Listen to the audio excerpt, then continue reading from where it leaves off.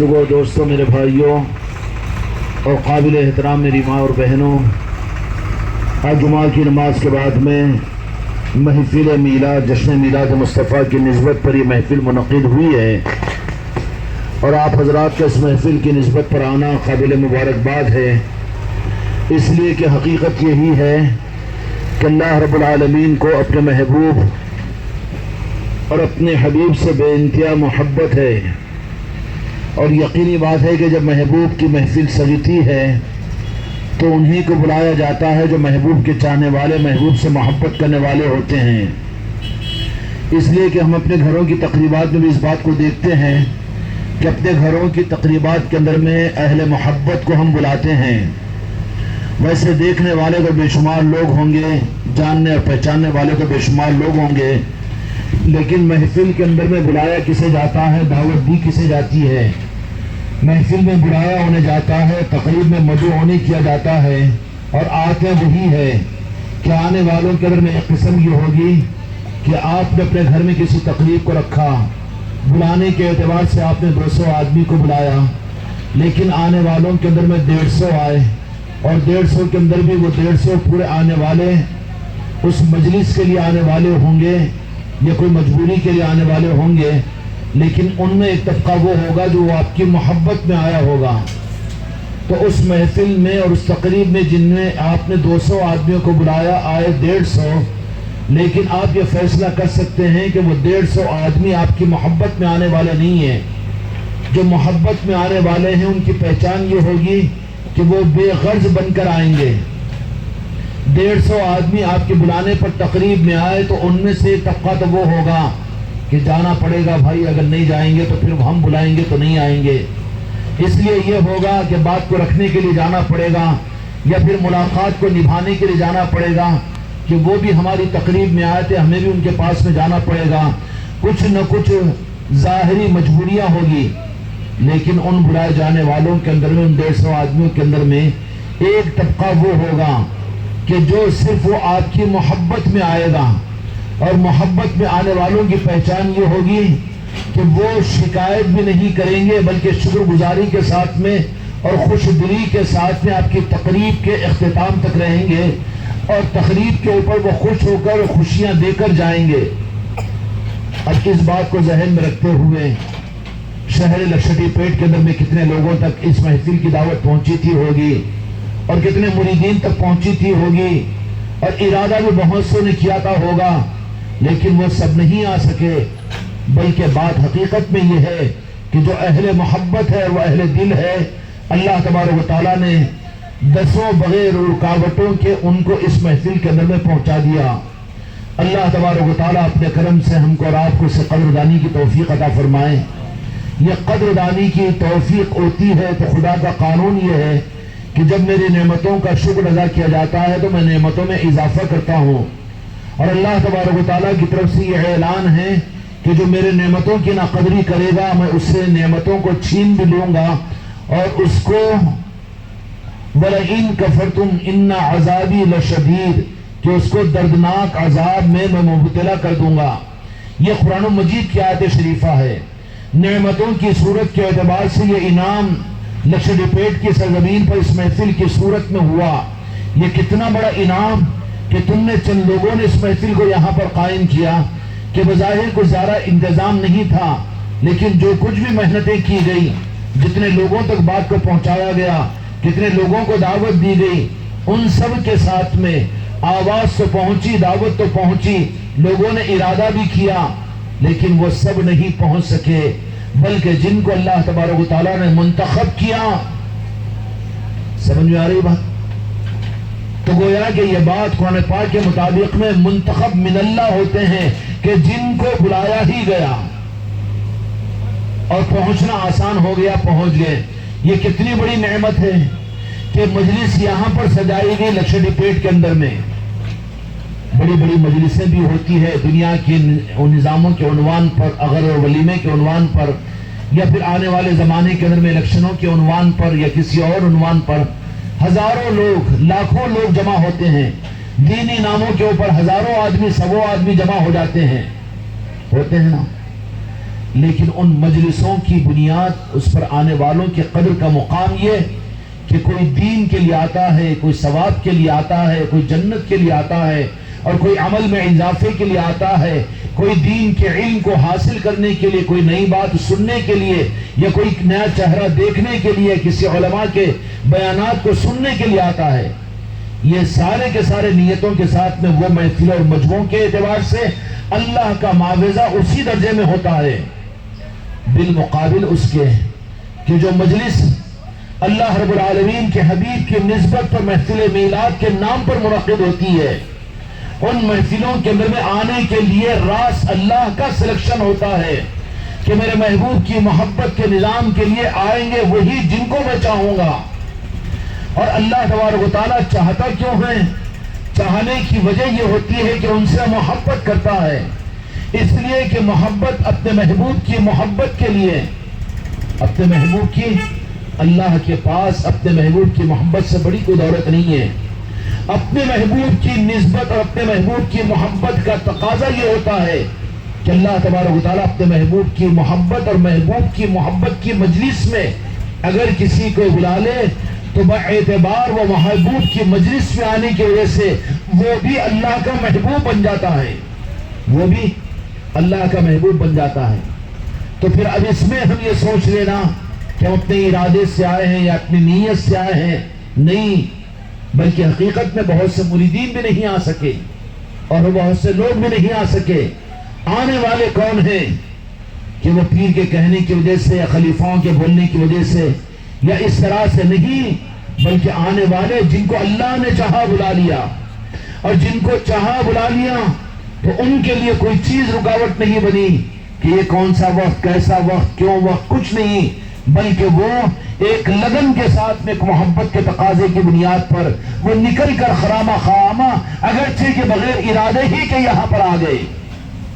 یہ اللہ تبارک و تعالیٰ کی محبت کی دلیل ہے۔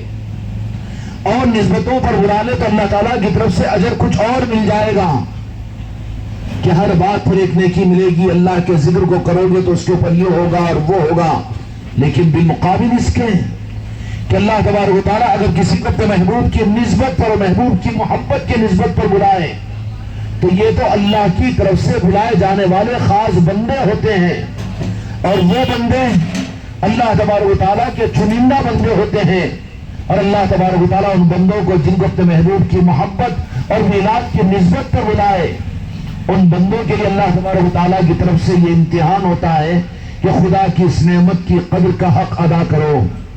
یہ نہیں کہ بلائے تھے ہم آگے اور چلے گئے، یا محفل میں چند لوگ بیٹھے تھے ہم بیٹھ گئے اور چلے گئے، یہ نہیں، بلکہ یہ محسوس کریں کہ اللہ تبارک و تعالیٰ نے منتخب فرما کر کس نسبت پر یہاں پر بلایا۔ اللہ تبارک و تعالیٰ جس ذات سے محبت کرتا ہے جو حبیب خدا ہے، حبیب خدا ہے، اب اس حبیب خدا کی ذات کی نسبت پر بلائیں گے کس کو؟ اللہ تبارک و تعالیٰ حبیب خدا کی ذات کی نسبت پر میلاد کی محفل میں بلائیں گے کس کو؟ اللہ تعالیٰ جن پر اللہ تبارک و تعالیٰ دوہری نظر رحمت فرمائیں گے، ایک تو بحیثیت انسان ہونے کے اور دوسرے بحیثیت مسلمان ہونے کے۔ یہ دوہری رحمتیں رب العالمین کی جب ہوتی ہے تو پھر ان بندوں کو منتخب کر کے ان کو اپنے محبوب کی محبت میں ان کی میلاد کے منانے کے لیے بلاتا ہے۔ یہ خدا پاک کے منتخب وہ بندے ہوتے ہیں۔ یہ انعام روئے زمین کا سب سے بڑا انعام ہوتا ہے، اس لیے کہ اللہ تبارک و تعالیٰ جس بندے کو اپنے محبوب کی محبت کی دولت عطا فرما دے، جس بندے کو ایک ہے نماز کی توفیق کا ملنا، عبادت کی توفیق کا ملنا، ذکر کے کرنے کی توفیق کا ملنا، علم کے پہنچانے کی توفیق کا مل جانا، یہ ایک الگ ہے جس کے اجر کو اللہ تبارک و تعالیٰ نے متعین فرما دیا کہ یہ کرے تو یہ ملے گا، یہ کرو گے تو یہ ملے گا، یہ کرو گے تو یہ ملے گا، اللہ نے متعین فرما دیا۔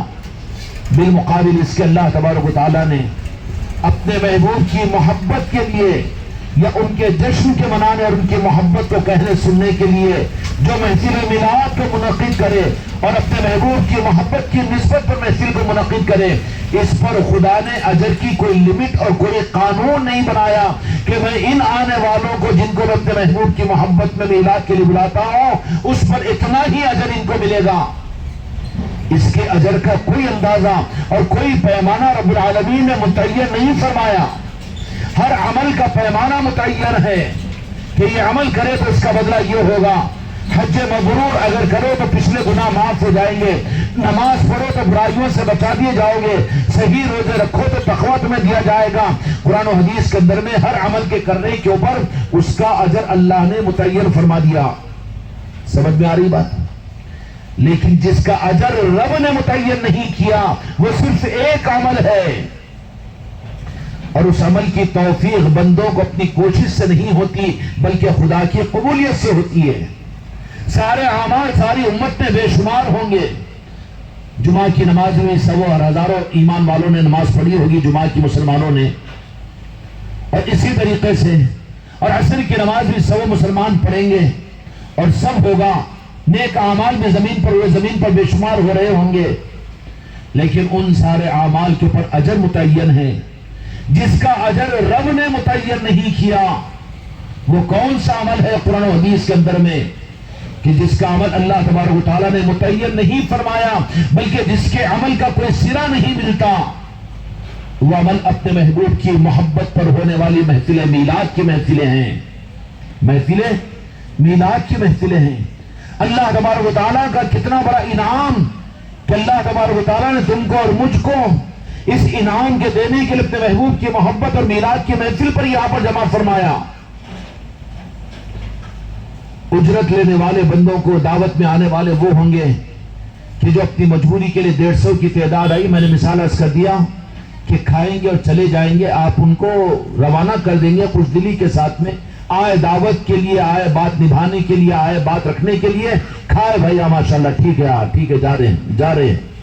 لیکن ان میں ایک طبقہ وہ ہوگا کہ جو آپ کی محبت میں آئے گا، وہ جائے گا بھی نہیں، جانا چاہے گا تو آپ بھی اس کو روک لیں گے کہ تم ان 150 کی دعوتیوں کی طرح سے تم دعوتی نہیں ہو کہ تم کو کھانا کھلا کر ہم بھیج دیں، بلکہ تم تو ہمارے ساتھ محبت والے ہو۔ پھر کیوں بھائی دعوت تو ہو گئی، کھانا تو کھا چکے ہیں، بھائی کھانے کے لیے تھوڑی آئے تھے، تم جو کھانے کے لیے آئے کھا کر چلے گئے۔ مسجدوں میں نماز پڑھنے کے لیے آتے، نماز پڑھ کر چلے جاتے ہیں، عمل کرتے ہیں، عمل کر کے وہ فارغ ہو جاتے ہیں، لیکن تم لوگ کون ہیں؟ اللہ تبارک و تعالیٰ کہے گا کہ تم اہل محبت ہو، میرے محبوب کی محبت میں آئے ہو، تم میرے پاس میں ایسے مہمان ہو کہ تم آؤ اور چلے جاؤ، مجھے گوارا نہیں ہے، بلکہ کیا بات ہے کہ تم ٹھہرو کہ خاص تحفے میں تم کو عطا کروں گا، خاص تحفے میں تم کو عطا کروں گا، اور میں تم کو وہ اجر عطا کروں گا جو کسی عمل کرنے والے کو وہ اجر نہیں ملے گا۔ پھر محفل میلاد میں اور اللہ کے محبوب کی نسبتوں پر آنے والے محفلوں کے اندر میں خدا ہم کو ان محفل میلاد کے اوپر کی عظمتیں اپنے کرم سے ہمارے دل میں پیدا فرما دے۔ یہ معمولی چیز نہیں ہے۔ ہر عمل کے معاملے میں تو آپ کو قرآن و حدیث کے اندر میں بات مل جائے گی کہ اللہ نے حکم دیا تم نماز پڑھو، تم زکوٰۃ دو، تم حج کرو، تم روزے رکھو۔ حکم دینے والا اللہ، پورا کرنے والے بندے۔ حکم دینے والا نماز کا، لیکن رب نماز نہیں پڑھتا۔ اللہ حکم دیتا ہے روزے رکھنے کے، لیکن خود روزہ نہیں رکھتا۔ زکوٰۃ دینے کا حکم اللہ تعالیٰ دیتا ہے، لیکن خود زکوٰۃ نہیں دیتا۔ بندوں کو دین کی بات کے بتانے اور دین کے پہنچانے کا حکم دیتا ہے، لیکن خود نہیں کرتا۔ سمجھ میں آ رہی بات؟ ان سارے اعمال کے مقابلے کے اندر میں وہ عمل کی عظمت کا ہم کیا اندازہ کر سکتے ہیں کہ صرف حکم نہیں دیا بلکہ رب العالمین خود کرتا ہے اس عمل کو۔ اور وہ عمل کون سا ہے؟ وہ عمل تو سمجھ میں آ جائے گی بات کہ وہ عمل میں تو یقیناً سارے عملوں میں بڑا عمل ہوگا، سارے اعمال پر بھاری ہوگا، اور سب سے زیادہ رب کی بارگاہ میں قبولیت کا ہوگا۔ وہ کون سا عمل ہے؟ وہ اپنے محبوب کا تذکرہ، محبت کا تذکرہ۔ وَرَفَعْنَا لَكَ ذِكْرَكَ وَرَفَعْنَا لَكَ ذِكْرَكَ وَرَفَعْنَا لَكَ ذِكْرَكَ۔ اللہ تبارک و تعالیٰ اپنے محبوب کی محبت کا تذکرہ کرتا رہتا ہے۔ جن بندوں سے بہت زیادہ خوش ہوتا ہے اور جو محبت کے راستے پر چلنے والے بندے ہیں وہ خود ان محفلوں کو ڈھونڈ کر اور اس کی عظمتوں کو پہچان کر ان محفلوں کو تلاش کر کے وہ لوگ پہنچ جاتے ہیں. اور جو بندے جن کو اللہ تبارک و تعالیٰ اس عمل کی توفیق عطا فرما دے جو عمل خود خدا کرتا ہے اپنے محبوب سے محبت کا. آپ لوگ کس لیے آئے ہو یہاں پر؟ میرے آقا کی میلاد کی نسبت کی محفل پر اور میرے آقا کے جشن میلاد کے منانے کے لیے. پھر یہ وہ عمل ہے جو اللہ تبارک و تعالیٰ خود کرتا ہے. اور جشن میلاد اور میلاد مصطفیٰ کے اس عمل کو حکم اللہ نے بعد میں دیا امت کو. قرآن مجید کے میں بعد میں نازل ہوا. اللہ تبارک و تعالیٰ نے بندوں کو حکم بعد میں دیا. لیکن کائنات کی خلقت سے پہلے رب العالمین نے خود میرے محبوب کا اور میرے آقا کا میلاد رب العالمین نے خود منایا. ارواح عالم فرشتوں کے سامنے یہ بات فرمائی، ارواح قدس کے سامنے، کہ میں اپنے محبوب کو دنیا میں پیدا کرنا چاہ رہا ہوں. پیدا کرنے کا تذکرہ تو میلاد ہوگا، لیکن آج مسلمان کو حق سے اتنا دور کر دیا گیا اور مسلمان اتنا زیادہ حق سے دور ہو گیا. اسی پر سے اندازہ لگا لے کہ آج مسلمان اس حق کے اوپر ہے جو رب ان سے چاہتا ہے. نہیں، دور تک نظر نہیں آئے گا.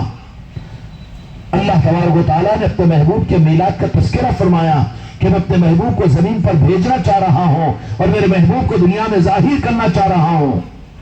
اللہ تبارک و تعالیٰ سب سے پہلے میلاد منانے والا کون بیٹا تاج؟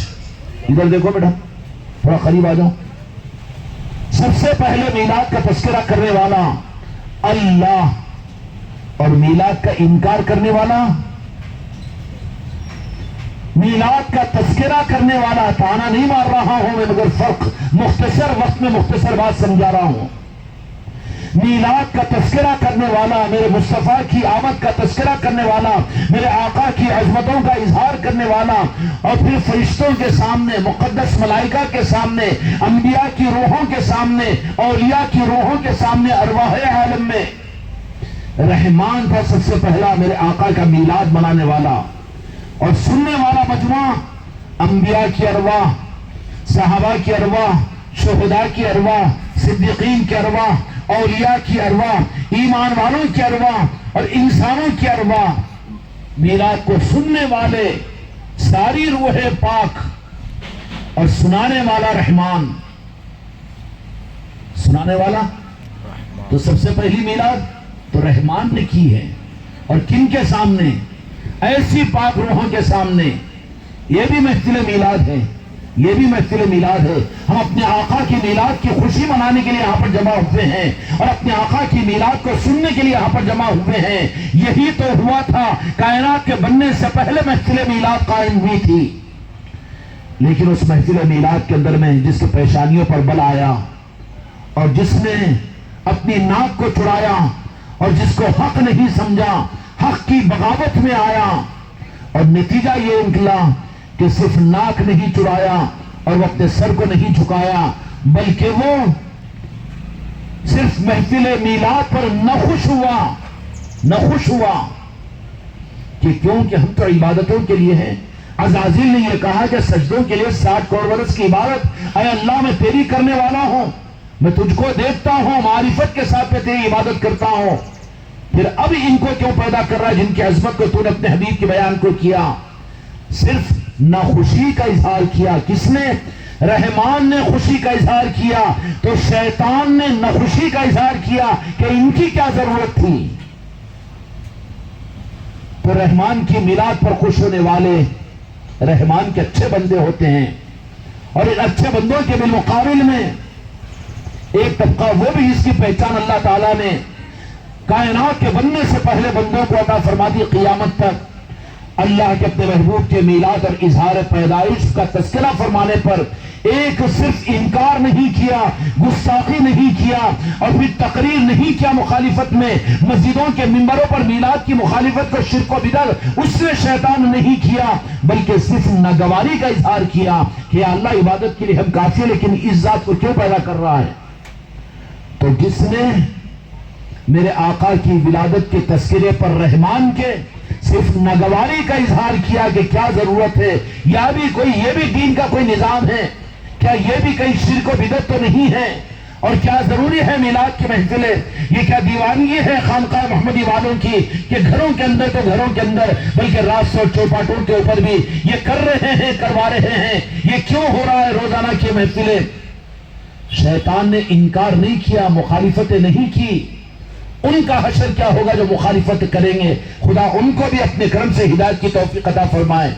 صرف ناگواری کا اظہار کیا، اور کس شخصیت نے کیا کہ وہ شخصیت جو 60 کروڑ برس اللہ کی سجدہ کیا ہو، عبادت کی ہو، ایسا عبادت گزارنا جس کو فرشتے عابد کہتے تھے، جن کو متقی کہتے تھے، جن کو پرہیزگار کہتے تھے، کیا کہتے تھے؟ متقی، پرہیزگار اور عابد، ایسی 60 کروڑ برس عبادت کرنے والے نے صرف میلاد مصطفیٰ کے اوپر ناگواری کا اظہار، ناخوشی کا اظہار کیا، تو رب العالمین نے کیا کیا؟ کیا اللہ میری 60 کروڑ برس کی عبادت کا کیا ہوگا؟ میرے علم کا کیا ہوگا؟ میں درس و تدریس کا جو فرشتوں کو دیتا تھا، میں درس معرفت، اس کا کیا ہوگا؟ میری سجدوں کا کیا ہوگا؟ تو کہا کہ یہ اتنا بڑا جرم ہے کہ میرے محبوب کی میلاد کے تذکرے پر تو نے ناگواری کا اظہار کیا بھی، انکار نہیں کیا۔ تو خدا نے کہا کہ تیرے 60 کروڑ برس کی سجدے ہمارے پاس میں ناقابل قبول، تو مردود ہے، رجیم ہے، شیطان قرار دیا، خدا نے مردود قرار دیا۔ سمجھ میں آ رہی بات؟ صرف ناگواری کا اظہار کیا۔ پھر جو میلاد مصطفیٰ کی ان مجالسوں کا انکار کرے، مسجدوں اور محرابوں اور منبروں سے کرے، اور دین کے چولے اور دین کے صافے بن کر کریں، اللہ تبارک و تعالیٰ پوری امت کو حق کا رخ عطا فرمائے، حق کا رخ عطا فرمائے۔ میرے دوستوں، صرف اس نے ناگواری کا اظہار کیا تو اس کا بدلہ رب نے یہ عطا کیا کہ تم مردود ہے۔ اب جو فرشتوں کا استاد فرشتوں کو درس دیا کرتا تھا، اور جو 60 کروڑ برس کی عبادت اپنے اعمال میں رکھا ہوا تھا، خدا نے صرف ناگواری کی بنیاد پر سب پر پانی پھیر کر اس کو رجیم اور شیطان اور لعنتی بنا دیا۔ بنایا کہ نہیں بنایا؟ کیا بنایا؟ لعنتی بنا دیا۔ اب کیا پڑھتے ہیں؟ اعوذ باللہ من الشیطان الرجیم، رجم کیا ہوا، دھتکارا ہوا، کنکر مارا ہوا۔ حاجی بھی تو جا کر بڑے شیطان چھوٹے شیطان کو کنکیاں مارتے ہیں، قیامت تک مارتا جائے گا، مارتے رہیں گے لوگ، رجم ہوگی، لعنت ہوگی اس کے اوپر۔ صرف میلاد پر میرے آقا کی عظمت کے تذکرے پر اس نے ناگواری کا جرم کیا۔ بالمقابل اس کے اگر کوئی جان بوجھ کر بھی اگر انکار کرے یا اس کی مخالفت کرے تو ان کا حشر رب نے اگر توبہ کی توفیق نہیں دی تو پھر کیا ہوگا؟ سمجھ میں آ گئی بات؟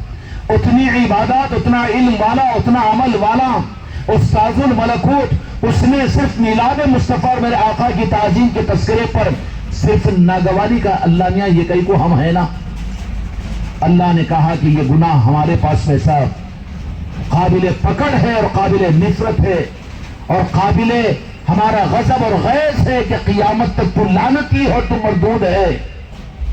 بالمقابل اس کے میرے دوستوں، جو میرے آقا کی محبت اور میرے آقا کے میلاد کی خوشی میں ایک وہ کافر جس کو قرآن مجید نے کافر کہا،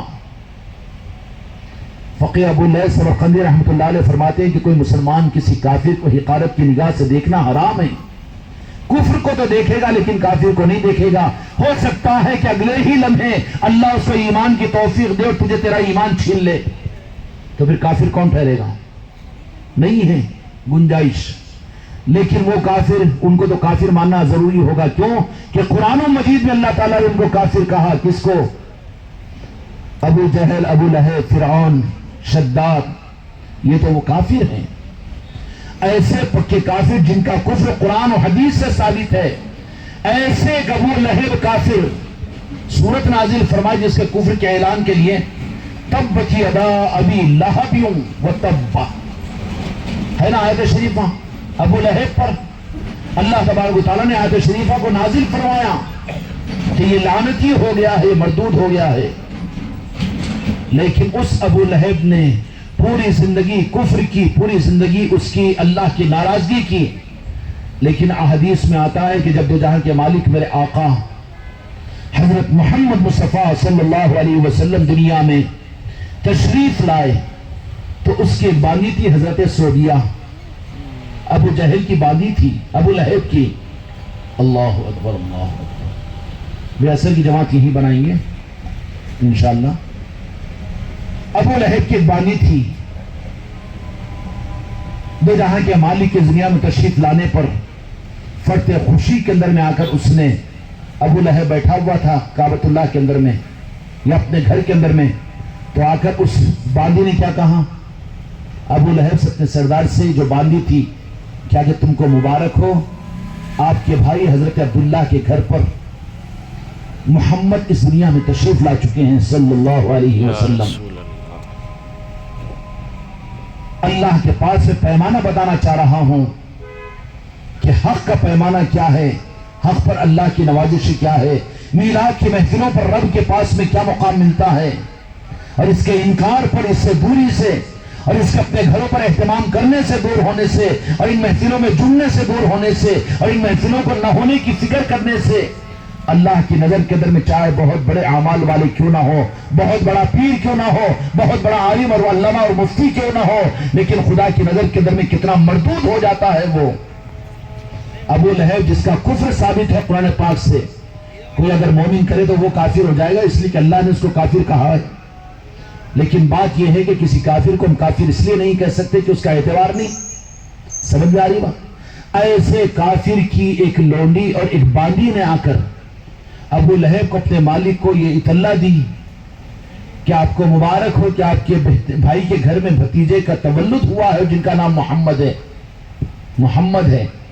تو لفظ محمد کو سننے کی وجہ سے ابو لہب بے اختیاری طور پر خوشی کے اندر میں، عظمت اور تعظیم اور محبت میں نہیں، میرے خانقاہ محمدی والوں، تم لوگوں نے تو ان محفلوں کو ادب اور عظمت کے ساتھ میں یہاں سجایا اور اپنے گھروں پر سجا رہے ہو اور عادل آباد کی خانقاہ محمدی میں سجایا ہو، اس پر خدا کی قسم تم کو کیا ملے گا جس کا میں اندازہ نہیں، بلکہ حدیث میں بھی اس کا کوئی لمٹ قائم نہیں کیا گیا۔ کیا ملے گا میرے محبوب کی محبت پر؟ ابو لہب نے بے اختیار محمد رسول اللہ سمجھ کر، یا آپ پر ایمان لا کر نہیں، یا آپ کی تعظیم اور آپ کی محبت میں نہیں، بلکہ صرف لفظ محمد پر بھتیجا سمجھ کر ابو لہب نے کہا، فرط خوشی کے اندر میں، آپ کے میلاد کی خوشی میں اس نے اشارے سے کیا کہ تو نے خوشخبری سنا کر میرے دل کو خوش کیا ہے، تو آج سے آزاد ہے، آزاد زندگی گزار لے۔ کیا کہا؟ آزاد زندگی گزار لے۔ آزاد زندگی گزر گئی، کیا ہوگی؟ اور وہ عمل اللہ تبارک و تعالیٰ کے پاس میں اتنا پسند آیا، اتنا پسند آیا کہ ابو لہب کے مر جانے کے بعد میں جو کافر ہے، اس کے انتقال کے بعد میں اتنا پسند آیا کہ لوگوں نے دیکھا اس کو خواب میں، اس کے مرنے کے بعد میں، کہ اس نے کہا کہ اللہ کی خطرناک جہنم کے عذاب میں مبتلا ہوں اور گرفتار ہوں۔ لیکن جب پیر کا دن آتا ہے، جب پیر کا دن آتا ہے تو اس دن اللہ تبارک و تعالیٰ میرے عذاب میں، جہنم کے عذاب میں تخفیف فرماتا ہے، اور اس دن میرے لیے میری انگلی کے اندر میں ٹھنڈے پانی اور شہد کے چشمے کو جاری کرتا ہے۔ وہ پیر کا دن تھا کہ جس پیر کے دن ابو لہب کافر نے دو جہاں کے مالک کے میلاد کی خوشی میں بے اختیاری طور پر نام محمد اور اپنے بھتیجے کے آنے کی طلع کو سن کر اپنی انگلی سے اس نے اس کو آزاد کیا تھا۔ یہ محفل میلاد پر خوشی کا احساس کیا تھا اور احسان اور یہ عمل کیا تھا، تو اللہ تبارک و تعالیٰ اس کا بدلہ اس کافر کو یہ دیتا ہے کہ اس کو اپنی قبر میں پیر کے دن، سموار کے دن، میلاد مصطفیٰ کے پیر کا دن کون سا ہے کہ 12 ربیع الاول کا دن تھا اور پیر کا دن تھا۔ کتنے مسلمان ہیں جو ربیع الاول کے مہینے سے واقف نہیں، میرے آقا کے تشریف لانے کے دن سے واقف نہیں۔ ربیع الاول کا مہینہ گزر رہا ہے، اب ختم ہونے کے قریب ہے۔ میرے بھائیوں، میرے مریدوں کے لیے تو بہت فکر کی ضرورت ہے۔